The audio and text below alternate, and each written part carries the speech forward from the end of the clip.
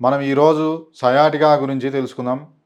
సయాటికాను ఆయుర్వేదంలో గుద్రసి వాతం అంటాం. సంస్కృతంలో గుద్రసి అంటే నక్క అని అర్థం. నక్క ఏ విధంగా అయితే నడుస్తుందో అలానే ఈ గుద్రసి వాతం సయాటికా వచ్చిన వారు ఆ గెయిట్లో నడచటం ద్వారా దానికి ఆ పేరు వచ్చింది. అయితే ఈ సయాటికా అనేది ఎలా వస్తుందంటే ముఖ్యంగా మనకు వెన్నుపాము వెన్నుపాము ఉంటుంది. దాంట్లో 33 వెన్నుపూసలు ఉంటాయి. నడుముకు సంబంధించినటువంటి 5 వెన్నుపూసలు ఉంటాయి. వాటిని లంబార్ వర్టిబ్రే అంటాం. L1, L2, L3, L4, L5 అని ఉంటుంది.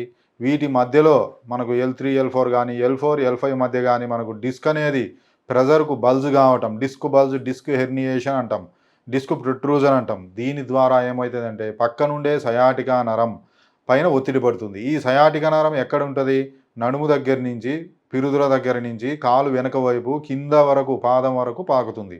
కాబట్టి నడుము నొప్పితో పాటు ముఖ్యంగా ఒకవైపు కాలు మొత్తం లాగటం, పైనుంచి పిరుదుల దగ్గర నుంచి కింది పాదం వరకు లాగటం, చీమలు పాకినట్టు ఉండటం, కరెంట్ షాక్ వచ్చినట్టు ఉండటం, మంట ఉండటం ఉండొచ్చు. ఒక సైడ్ ఉండొచ్చు, రెండు వైపులా కూడా ఉండవచ్చు. మరి కొంతమందికి ఎక్కువసేపు కూర్చుంటే నొప్పి ఉంటుంది, ఎక్కువ నిలబడితే నొప్పి ఉంటుంది, నడుస్తుంటే అంత అనిపించదు. అలా మనకు వీటిని బట్టి మనకు ట్రీట్మెంట్ ఉంటుంది. ఈ ఆయుర్వేద ప్రకారం కూడా ఇవి 2 రకాలు. వాత దోషం వల్ల వచ్చినవి, వాత కఫ దోషం వల్ల వచ్చినవి అని 2 రకాలు. వాతం వల్ల వచ్చిన సయాటికా ముఖ్యంగా ఓన్లీ నొప్పి మాత్రమే ఉంటుంది.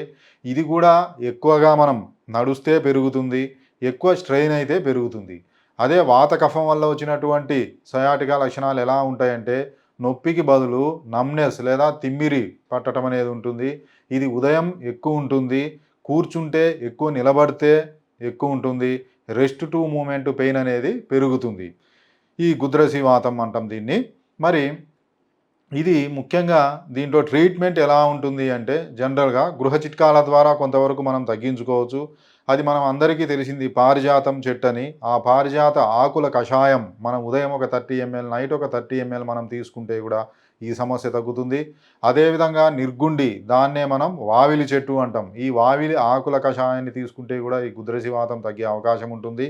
ఇంకా అన్నిటికంటే సులభమైన మార్గం ఏంటంటే వెల్లుల్లి మనం నెయ్యిలో వేయించి 1 లేదా 2 రెమ్మలు చిన్నవి పాయలు తీసుకోవటం ద్వారా కూడా ఈ గుద్రసి వాతం అనేది కొంతవరకు తగ్గుతుంది. ఇంకా ఈజీ మెథడ్ ఏంటంటే మనం ఒక 50 ml పాలు తీసుకొని దాంట్లో మంచి ఆముదం, వంట ఆముదం, క్యాస్టర్ ఆయిల్ అని ఉంటుంది, అది ఒక 10 ml రోజు మనం నైట్ పడుకునేటప్పుడు తీసుకుంటే కూడా ఈ యొక్క డిస్క్ బల్జ్ తగ్గి ఈ సయాటికా లాగటం, నడుము పట్టేయటం ఇవన్నీ కూడా మనకు తగ్గుతాయి. ఇంకా మనకు ఆయుర్వేద మందుల్లో గుద్రసి వాతానికి ముఖ్యంగా గంధర్వస్థ కషాయమని, అష్టవర్గ కషాయమని, వరుణాది కషాయమని, పురన్నవ గుగ్గులు, రాస్నాది గుగ్గులు ఇలా చాలా ఉంటాయి. ఇవన్నీ డాక్టర్ పర్యవేక్షణలో వాడాలి. ఇంకా మనకు ఆయుర్వేదంలో ఈ మెడ నొప్పి కానీ, నడుము నొప్పి కానీ, నెక్స్ట్ ఇంకా మనకు సయాటికాలో ముఖ్యంగా పంచకర్మలు అనేవి చాలా వరకు ముఖ్యం. ఈ పంచకర్మల్లో మనం బాడీ మొత్తం అభ్యంగం చేసి తర్వాత స్టీమ్ బాక్స్లో పెట్టి తర్వాత ఈ కటివస్తి అని మనకి ఎక్కడైతే డిస్క్ బల్జ్ ఉంటుందో అక్కడ కొన్ని ఆయిల్స్ వేసి అక్కడ పెట్టడం జరుగుతుంది. అదేవిధంగా మెడికేటెడ్ ఎనిమాల్ ఇవ్వటం జరుగుతుంది. దీని ద్వారా ఆ డిస్క్ బల్జ్ ఏదైతే ఉందో తగ్గి ఆ సయాటికా నర్వ్ పైన ప్రెజర్ తగ్గుతుంది. ఇవన్నీ కూడా ఈ పంచకర్మలు కేరళలో ఏవైతే ఉన్నాయో అవన్నీ కూడా మన మెడి9 ఆయుర్వేద హాస్పిటల్లో అన్నీ కూడా ఉన్నాయి. మనకు ఈజీగా ఈ సయాటికాకు సర్జరీ అవసరం లేదు. ఎప్పుడు మనకు సర్జరీ అవసరం అంటే 2 కాళ్ళు స్పర్శ లేకుండా పోవటం, మూత్రం కూడా తెలియకుండా అంగం మొద్దుబారిపోవటం, మోషన్ కూడా వచ్చేది మనకు తెలియకుండా నడుము నుంచి కింద మొత్తం మొద్దుబారి స్పర్శ లేకుండా పోతే అప్పుడు మాత్రమే మనకు ఆపరేషన్ అవసరం. కాబట్టి 100లో 90% కేసులకు ఎటువంటి అవసరం లేదు.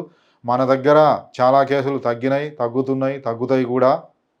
ఇంకా మా దగ్గర డైట్ కూడా మనం ఏమేమి తీసుకోవాలో మనం చెప్తాం. ముఖ్యంగా మా మెడి9 ఆయుర్వేద యొక్క గొప్పతనం ఏంటి అంటే మెడి అంటే మెడిసిన్, ఎక్సర్సైజ్, డ్రగ్, ఇమ్యూనిటీ ఈ 4 మనం ఫోకస్ చేయడం ద్వారా మనకు రోగం అనేది పూర్తిగా తగ్గుతుంది. అలా కాకుండా మెడిసిన్ ఇచ్చి డైట్ ఏం తినకుండా చెప్తే అవి అటు ఇటు తగ్గుతాయి. అలా కాకుండా ఈ 4ను మనం ఫుల్ఫిల్ చేయగలిగితే మనకు ఈ పూర్తిగా తగ్గుతాయి. ఇంకా మన దగ్గర మనం ఆల్టర్నేటివ్ మెడిసిన్స్ అన్నీ ఇంటిగ్రేటెడ్ మెడికల్ సిస్టమ్ ఐఎంఎస్ అంటాం. ఇవన్నీ కూడా మన దగ్గర అందుబాటులో ఉన్నాయి.